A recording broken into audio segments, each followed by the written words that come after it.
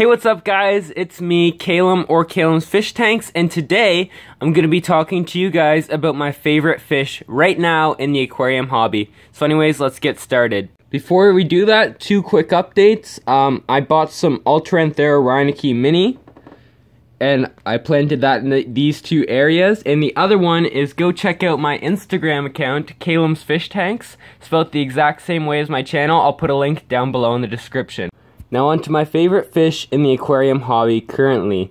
You can see it right there. It's a little guy on the rock. These are really hard-working fish from my experience, but that's not all that makes them great fish. First, I'm going to talk about all the bad experiences I've had with these fish, which there is quite a bit, because these can be a really touchy fish if you get them from the wrong source, but if you get them from a good source, they're nice and fat. You want to look for fish with fat bellies. They're an amazing fish for the Planet Aquarium, and this is why they're my favorite fish currently. Now, these fish are susceptible to diseases and other things like that because of all the stress they go through when catching them from the wild. First, they're caught from the wild, then brought to a big importer, so someplace that'll import them in large numbers, then probably sent out to a wholesaler, and then to your fish store, and then to your tank. So it's a really stressful trip for these little fish. So that's why when you bring them home to your tank, you can get things like ick and that stuff, and that's one of the hard things about them. Now, when you're buying these fish, like I said earlier, you want to look for a full stomach when they're up against the glass. You want to get the guys to take the ones from the tank that you can see up against the glass and do have a full stomach. That's a way to tell that they have been eating and are healthy, and that'll lower your chances the most of getting diseases and stuff. Now on to why these fish are one of my favorite.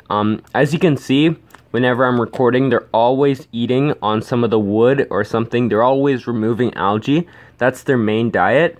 I find them really cool in bigger numbers, but they do their job in small numbers, but they're really pretty in large numbers. I only have 7 in this tank and would like to maybe get this tank up to 20 one day. I think that would be really cool because they are very social fish and do swim around with the other groups. Sometimes they school around the tank, and then they'll all just perch up on one rock or a piece of wood, and they'll all just kind of hang out together and chill. And then they'll all swim off together to the next rock. Sometimes they hang out alone. Other times they school together, but I think they're just a really cool fish to watch. They look like little sharks. I'll try to get some pictures of multiple hanging out together. There's my crevensis trying to steal the show. Here's my dominant male. So I currently just moved to the back of the tank and just missed it, but these two autos were hanging out together. Sorry about the shaky camera. I'll try to bounce it on something. But they all just swim around, and then they also hang out with my Siamese algae eater a lot.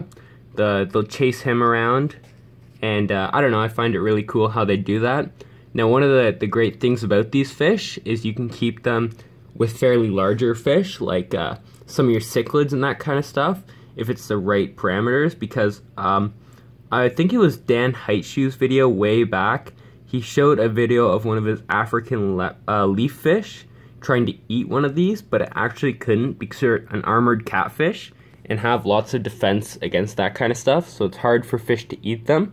It's not like they're poisonous or anything, they're just kind of really prickly. They're kind of like a pleco, but like a very small version of them. These guys will eat your brown algae, and some have reports of eating green dust algae. They also eat biofilm off of your driftwood, and they're just really hard workers in the aquarium. I think this is one of my females. It's kind of hard to tell.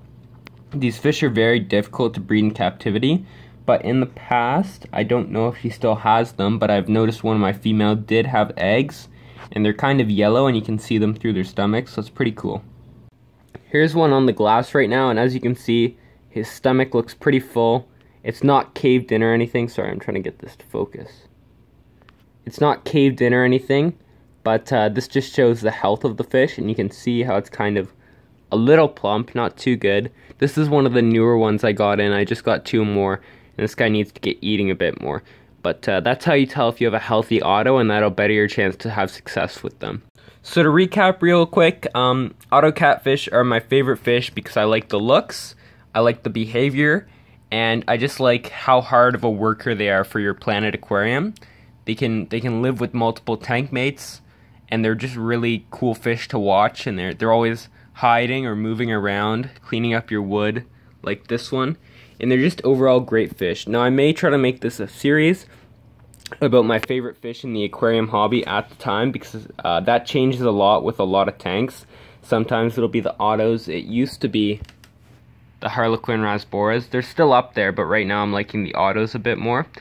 But anyways, thank you guys for watching. I should be trying to make more of these videos in the future. And yeah, see you guys next time. Check out my Instagram.